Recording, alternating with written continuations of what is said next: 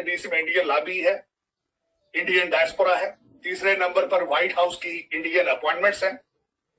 चौथे नंबर में मैं इस पे करूंगा कि इंडियन जो हमारे अमेरिका के अंदर सीईओज हैं अमेरिकन बिग कंपनीज के, उनका इन्फ्लुएंस है।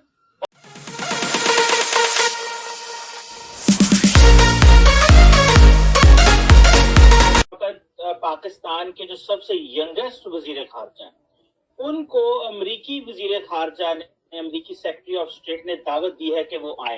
एक कॉन्फ्रेंस हो रही है फूड सिक्योरिटी के ऊपर, उस हवाले से वो बुलाना चाह रहे हैं।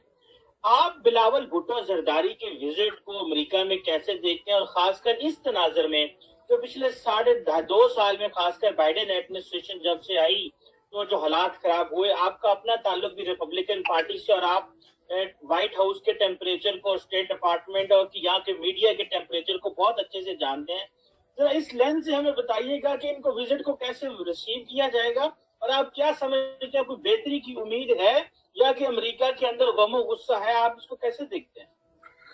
चीमा साहब, ये जो आपने क्वेश्चन खासकर पाकिस्तान अमेरिका रिलेशनशिप के बारे में जो बात हम शुरू करने लगे हैं, उससे पहले मैं समझता हूं कि समझाना जरूरी होगा इस वक्त के अपने देखने वालों को कि दुनिया में इस वक्त जो कुछ भी हो रहा है उसका एक जो मेजर एक फ्लॉ है वो क्या है।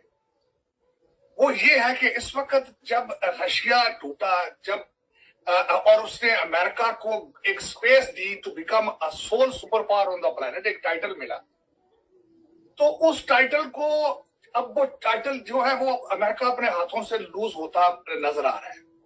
इस वक्त जो कुछ भी हो रहा है दुनिया में, सबसे पहले चाहे उसको पाकिस्तान के अंदर जो इमरान खान साहब उसके खिलाफ जो एक बातें शुरू कर रहे हैं, चाहे अगर देखा जाए तो भारत रशिया से तेल ले रहा है, चाहे उसको देखा जाए, चाहे चाइना को देखा जाए कि वो ताइवान के साथ क्या करना चाह रहा है, चाहे देखा जाए कि नॉर्थ कोरिया क्या कर रहा है, इस सब के पीछे एक इसकी वजह है American weak foreign policy. America का अंदर अपना एक टूटता इंतशार, अमेरिका के अंदर जमहूरी वैल्यू का फुकदान, अमेरिकन इलेक्शन सिस्टम पे लोगों का एतबार ना होना, और जो बाइडेन साहब कमजोर होना, ये सारे अलामात से सारी चीजें, इनको देखा जाए तो इसका ये सबसे बड़ा एक जो रीजन है फंडामेंटल, वो ये है कि जो कुछ भी दुनिया में हो रहा है उसके पीछे American weak foreign policy. America अपनी ग्रिप लूज करता जा रहा है। अमेरिका के हाथों से दुनिया बिल्कुल इसी तरह निकलती नजर आ रही है जिस तरह हाथों से रेत निकलती है। मैंने कुछ आपको तो अंदिये बताए, मैंने कुछ चीजें तो बताने की कोशिश की, लेकिन इस list is huge, is long. देखें, France is becoming a big leader in Europe. जो इस वक्त फ्रांस, जो हमारे एलाइज जिनको अमेरिका ने कभी बचाया था, वो अपनी कॉन्फ्रेंस में अमेरिका को बुलाना पसंद नहीं करते, वो अपने इंडिपेंडेंट डिसीजन खुद ही ले रहे हैं। मेरे इसी तरह की चीजें हैं।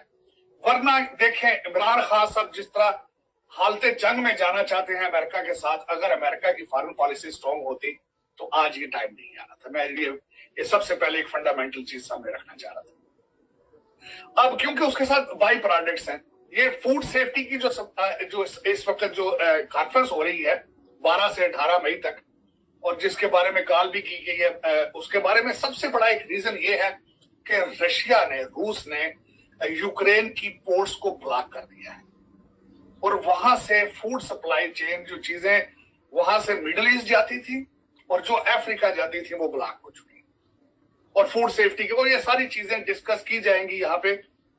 लेकिन ultimately under the Biden approach, under the socialist set mind, under different मेरा मकसद है लीडरशिप पोजीशन में नहीं है इस वक्त। America is not performing as a leader. They are, जिस तरह कहा जाता है कि बाइडेन साहब की एडमिनिस्ट्रेशन को इस third term of Barack Obama, तो बराक ओबामा की गवर्नमेंट क्या थी? अपोलोजेटिक टाइप थी। वो मेरा मकसद है उनके लीडिंग पोजीशन नहीं थी, अपोलोजेटिक थी। अब उस in under given circumstances Tony Blinken साहब ने कॉल की जब उन्होंने हमारे बिलावल साहब को, तो उसमें जो दो चीजें उन्होंने, एक तो इन्विटेशन दी बायलैटरल रिलेशनशिप, और अफगानिस्तान के बारे में उन्होंने कहा कि बायलैटरल रिलेशनशिप और बायलैटरल डायलॉग जो शुरू होगा। अब इस वक्त मैं एक चीज छोटी सी मेंशन करना चाहूंगा कि इस वक्त where we stand at, Pakistan के रिलेशनशिप भारत अमेरिका के साथ वेयर दे स्टैंड एट, इनके एक्सक्यूज मी, जब कहते हैं कि किसी चीज के मर्ज को जब देखें तो उसका पहले ये बताना चाहिए कि इसके अलामात क्या हैं, इसके सिम्टम्स क्या थे, आज हम कहाँ खड़े हैं और उनके ब्लॉकेज क्या है। इस वक्त अमेरिका और पाकिस्तान के दरमियान जो एक बहुत बड़ी खलीज बन चुकी है, उसकी वजह क्या है, उसकी भी एक अपनी एक हिस्ट्री मौजूद है।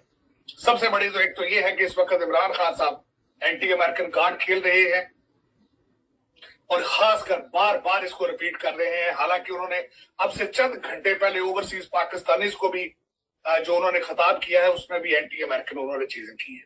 और ये भी जिस तरह मैंने कहा है आपको कि it's due to the weak American foreign policy. उसके बाद दूसरे नंबर पे मेरी जो डायग्नोस्टिक है वो वॉशिंगटन डीसी में इंडियन लॉबी है, इंडियन डायस्पोरा है। तीसरे नंबर पर व्हाइट हाउस की इंडियन अपॉइंटमेंट्स हैं। चौथे नंबर में मैं इस पे करूंगा कि इंडियन जो हमारे अमेरिका के अंदर सीईओज हैं अमेरिकन बिग कंपनीज के, उनका इन्फ्लुएंस है। पांचवें नंबर पर इंडियन कांग्रेसमैन है। छठे नंबर में पाकिस्तान के अंदर सीपैक और चाइनीज तरफ जो टिल्ट है उनका। सातवें नंबर पर पाकिस्तान का करप्शन इंडेक्स। आठवें नंबर पर जो इन्होंने खान साहब ने मिलके जो एक इस्लामिक एक पिक्चर ड्रा कर रहे हैं, जिस तरह अमर बिल मारूफ है, जिस तरह टीएलपी के साथ जो चीजें की हैं, ultimately America is watching it, the whole world is watching. और उसके अंदर ही अगर देखा जाए तो उसामा बिन लादेन का मिलना एक बहुत बड़ा शॉक था। और उसके बाद 10वां जो लास्ट पॉइंट जो इसमें रोक रहा है, पाकिस्तान का केयरलेस होना, केयरलेस बिहेवियर के, दे डोंट केयर कि एक चीज रुकती है तो उसको जोड़ने की कोशिश की जाती है, तो इंटरेस्ट फैक्टर नहीं है वहां पे, लैक ऑफ इंटरेस्ट। तो ये 10 एक फैक्टर हैं जिनके बारे में अगर सोचा जाए तो इसमें एक पाकिस्तान को काफी काम करना पड़ेगा।